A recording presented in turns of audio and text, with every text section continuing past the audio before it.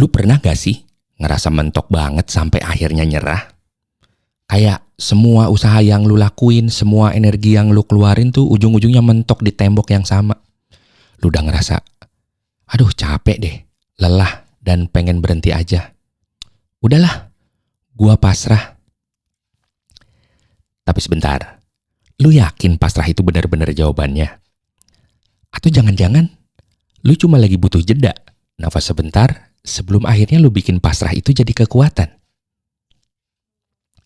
Di episode ini, gua pengen ngobrol santai sama lu tentang gimana caranya nggak terjebak sama kata pasrah yang bikin lu stuck. Tapi malah pakai itu buat lu jadi bangkit. Karena sebenarnya, pasrah itu bukan akhir. Lu yang bikin itu jadi awal yang baru. Bagian 1. Pasrah itu bukan nyerah, tapi ngumpulin kekuatan lagi. Lu pernah gak sih ngerasa kayak semua usaha lu mentok di tembok yang sama? Udah dicoba berkali-kali, hasilnya tetap aja gak kayak yang diharapin. Sampai akhirnya muncul rasa capek yang dalam banget. Bukan cuma capek fisik, tapi lebih ke lelah secara batin. Lelah buat mencoba lagi. Lelah buat berharap. Dan akhirnya lu ngerasa, udah deh, gue pasrah aja. Gue ngerti banget perasaan itu. Rasanya kayak dunia lagi ngeberatin lu doang. Kayak semua hal sengaja diciptain buat ngejatuhin lu terus. Tapi sebelum lu benar-benar nyerah, coba kita lihat lagi sebentar. Apa benar pasrah itu artinya lu menyerah? Atau jangan-jangan sebenarnya lu cuma butuh jeda sebentar? Butuh waktu buat nafas, nge-recharge energi, ngumpulin kekuatan lagi sebelum lu melangkah lebih jauh. Lihat, bedanya orang yang benar-benar nyerah sama yang pasrah sementara itu ada di satu hal. Mereka yang pasrah sementara sebenarnya lagi nyiapin diri buat comeback lebih kuat. Contoh gampangnya, lu lagi main game, terus lu kalah. Lu bisa milih buat quit, terus uninstall game itu. Artinya lu nyerah beneran. Atau lu bisa pause dulu, ngambil minum, nge-refresh pikiran, terus nyoba lagi dengan strategi yang berbeda.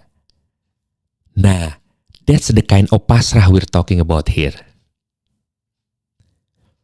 Gue percaya lu punya momen-momen di hidup lu di mana lu ngerasa kayak semuanya udah hopeless. Tapi somehow lu berhasil lewatin juga kan? Coba ingat-ingat lagi, waktu lu pertama kali belajar naik sepeda, jatuh berapa kali? Waktu lu belajar sesuatu yang baru, gagal berapa kali? Tapi sekarang, lu bahkan gak mikirin lagi karena udah jadi bagian dari lu. Sekarang masalah yang lu hadepin mungkin rasanya lebih berat, lebih gede. Tapi prinsipnya sama. Lu gak akan tahu seberapa jauh lu bisa jalan kalau lu berhenti di tengah jalan. Jadi, kalau sekarang lu ngerasa pengen pasrah, ya gak apa-apa. Tapi jangan berhenti di situ. Ambil jeda, tarik nafas. Biarin diri lu ngerasain semua emosi yang perlu lu rasain. Tapi janji sama diri lu sendiri, ini cuma pause, bukan the end. Karena sebenarnya, di balik rasa pasrah lu itu, ada kekuatan yang lagi nunggu buat dipakai. Lu cuma perlu kasih diri lu waktu aja buat nemuin itu lagi. Besok, atau lusa, atau kapan aja lu siap, lu akan mulai lagi. Dan kali ini, lu akan lebih kuat dari sebelumnya. Percaya deh. Bagian 2. Nggak semua hal bisa lu kontrol, tapi lu bisa kontrol reaksi lu. Lu tau nggak, satu hal yang paling melelahkan dalam hidup itu apa? Pengen semua hal berjalan sesuai rencana kita. Pengen semuanya terkendali. Pengen sempurna. Giliran ada yang gak sesuai ekspektasi, langsung down. Kenapa sih harus begini?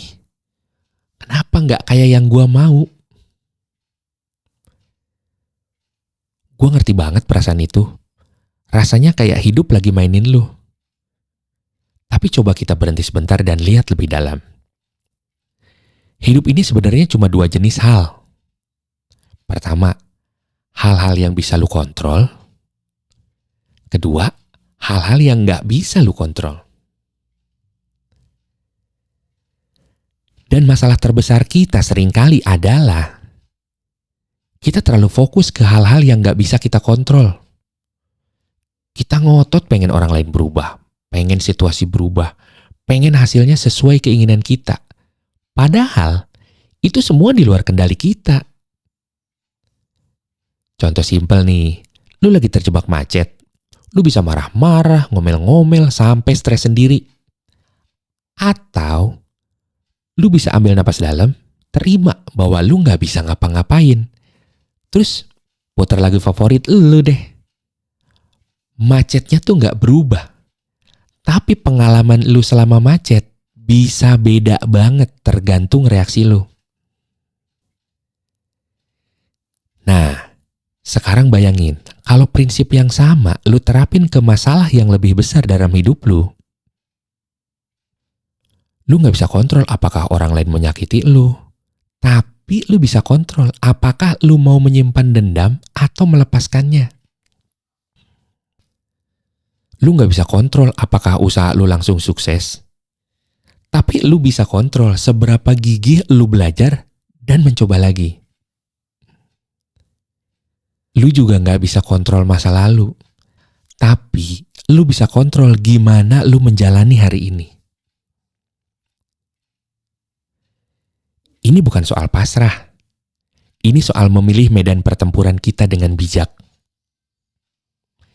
Ada quote bagus nih dari filsuf Stoik, Epictetus. Kita nggak bisa memilih kartu yang kita dapat, tapi kita bisa memilih cara memainkannya.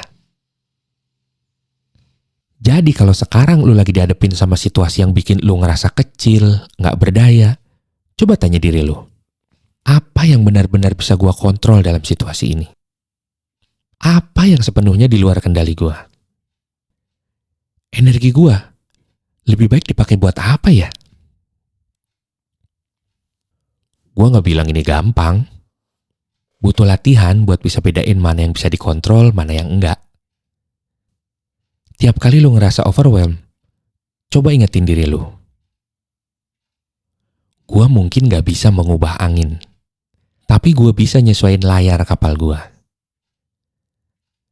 Dan kadang, justru di saat kita berhenti mencoba mengontrol yang gak bisa dikontrol, kita menemukan kekuatan yang selama ini tertutup sama rasa frustasi kita. Yang paling penting, hidup ini sebenarnya cuma tes. Seberapa baik lu bisa nari di tengah hujan. Gak semua hari bakal cerah, tapi lu selalu bisa milih. Apakah lu mau mengutuk hujan atau malah menari di dalamnya? Bagian 3. Gagal itu gak akan bikin lu lemah kalau lu gak biarin. Lu tahu gak, ada satu hal yang bikin orang sukses beda dari yang lain. Bukan karena mereka gak pernah gagal, tapi karena mereka udah terlalu sering gagal. Sampai akhirnya mereka tahu persis gimana cara jatuh yang benar. Gue mau cerita sesuatu yang mungkin lu udah pernah alamin tapi lu gak sadar. Pernah gak waktu kecil dulu lu belajar naik sepeda?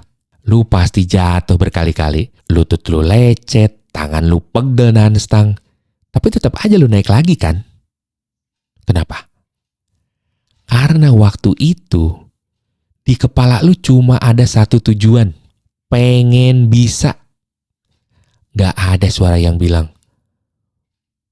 gagal lagi. Berarti lu emang payah. Tapi sekarang, begitu kita gagal, langsung muncul suara-suara di kepala. Kayaknya emang gue gak berbakat deh. Udah kali ya, gak usah dicoba lagi. Orang lain pada sukses, kok gue nggak bisa-bisa? Kita tuh jadi lupa, kegagalan itu sebenarnya data, bukan akhir cerita. Setiap kali lu gagal, sebenarnya lu udah nambah satu data penting. Cara ini nggak bekerja. Orang ini ternyata nggak bisa diajak kolaborasi. Timingnya belum tepat. Thomas Edison aja gagal 1000 kali sebelum nemuin bohlam lampu. Tapi lu tahu apa yang dia bilang? Aku nggak gagal, aku cuma nemuin 1000 cara yang nggak berhasil. Nah, sekarang bayangin, kalau lu tuh bisa ngelihat kegagalan kayak ilmuwan ngelihat eksperimen yang gagal. Bukan sebagai akhir, tapi sebagai petunjuk. Ada 3 level orang ngadepin kegagalan. Level 1, nyalahin diri sendiri atau nyalahin orang lain. Ini hasilnya ya stuck. Level 2, ngerasa sedih, tapi coba lagi. Ini hasilnya tuh progres. Dan level 3, analisis kegagalan sebagai bahan belajar. Ini tuh hasilnya adalah growth. Lu sekarang ada di level berapa? Gue pernah ngobrol nih sama seorang temen yang bisnisnya bangkrut 3 kali. Lu tahu apa yang dia bilang? Setiap kali gagal, gue selalu dapat 2 hal. Pelajaran yang gak diajarin di kampus manapun, dan kulit yang makin tebal. Dan itu bener banget. Setiap kali lu gagal, tapi tetap bangkit, mental lu jadi makin kuat. Kreativitas lu makin terasa. Lu jadi makin kenal sama diri sendiri. Masalahnya itu bukan di gagal atau nggak gagal, tapi di gimana lu ngeresponnya. Mungkin sekarang lu baru aja ngerasain kegagalan yang sakit banget. Boleh kok nangis. Boleh marah. Tapi janjiin satu hal ke diri lu. Besok atau lusa, lu akan buka notes, lalu tulis, apa yang bisa gue pelajari dari ini? Kalau ada kesempatan kedua, apa yang akan gue lakukan beda? Karena sebenarnya, gagal itu kayak luka. Awalnya perih banget, tapi lama-lama jadi bekas luka yang malah bikin cerita hidup lu jadi lebih menarik. Dan suatu hari nanti, lu akan lihat ke belakang dan bilang, gue bersyukur banget pernah gagal waktu itu. Karena kalau enggak, gue nggak akan jadi versi diri yang sekarang. Bagian 4. Lu nggak sendirian. Tapi lu juga harus mau bantu diri lu sendiri. Pernah gak sih lu ngerasa kayak dunia ini kejam banget? Kayak semua orang pada lancar jalannya. Cuma lu doang yang terus-terusan ketabrak masalah. Terus lu lihat orang lain kayaknya happy-happy aja deh. Sementara lu terjebak di perasaan sendiri.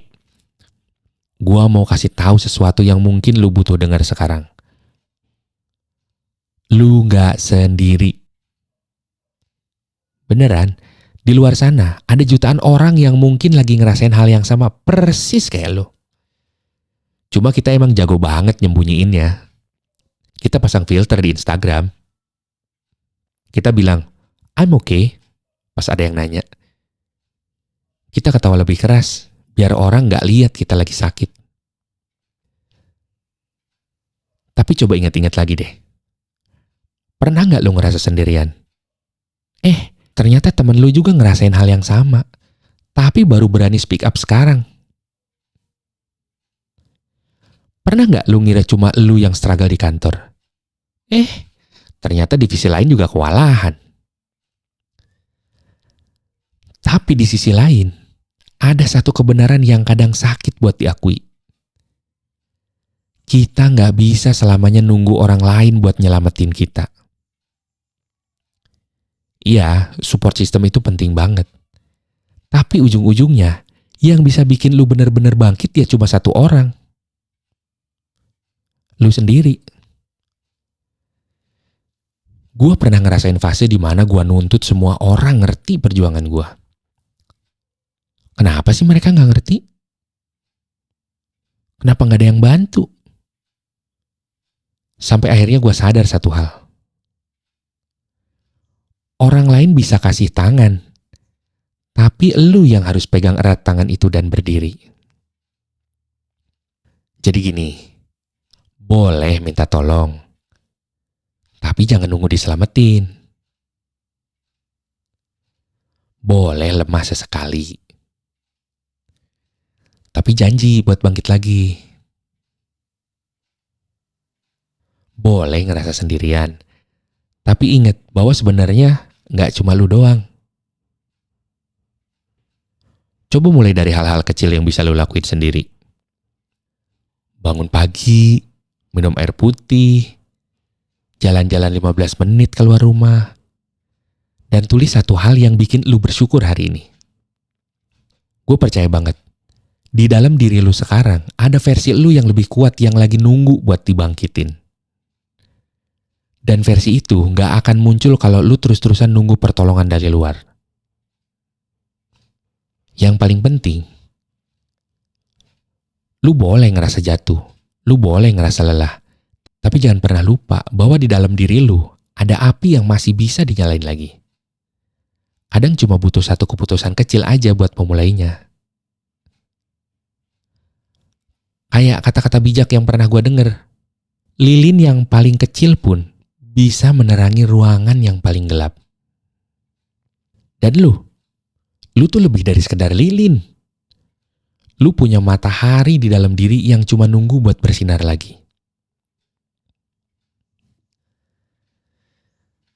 Pasrah bukan akhir, tapi awal yang lebih kuat.